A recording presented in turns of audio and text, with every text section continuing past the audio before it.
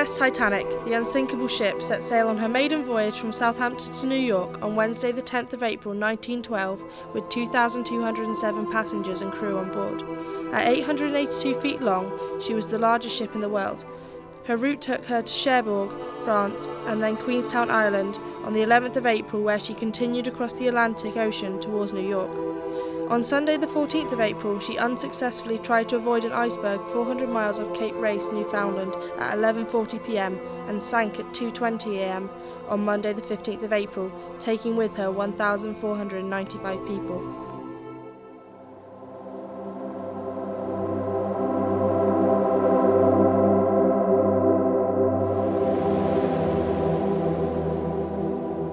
This cemetery on Southampton Common was first opened in May 1846. When the Titanic was lost in 1912, no bodies were brought back that were recovered from the water. They were either returned to the sea or taken to Halifax, Nova Scotia.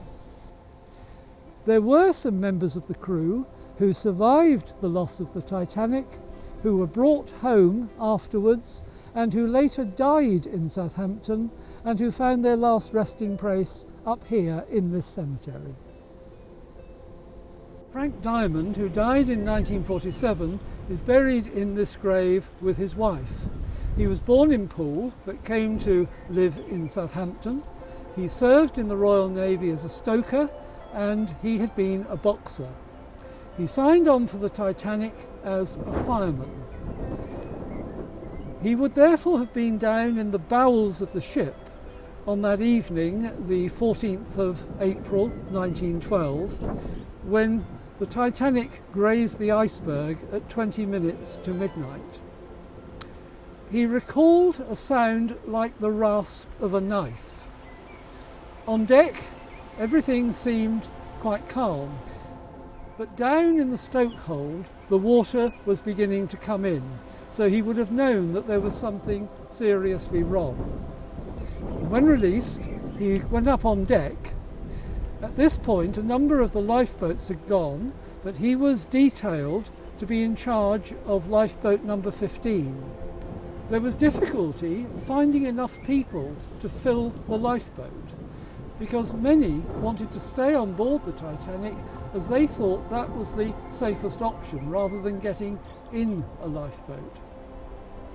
As a result, there were only, I think, 5 women and 3 children in a boat that ultimately had 68 people in it, the rest being men, some of whom had climbed in on the boat deck, others as the lifeboat 15 was coming down the side of the ship. When lifeboat 15 reached the water, it rowed away from the Titanic. After about 15 minutes, an explosion was heard on Titanic. 15 minutes later, another explosion. And then, after some 45 minutes, there was what Frank Dymond described as a terrible noise from the ship. And this would have been the machinery on the ship actually sliding as the ship tilted for her final plunge into the ocean, which was round about 1:35 a.m. Frank was a very tough man. He made it clear to the ladies in the boat that they had to keep low to keep from the cold. And he apparently turned the air very blue with some of his language in making sure that this lifeboat was actually going to be handled properly.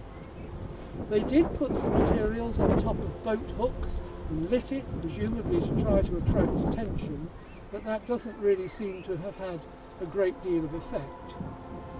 But around 7:30 a.m, lifeboat 15 reached the Carpathia and the survivors on board were taken onto the Carpathia and thus rescued.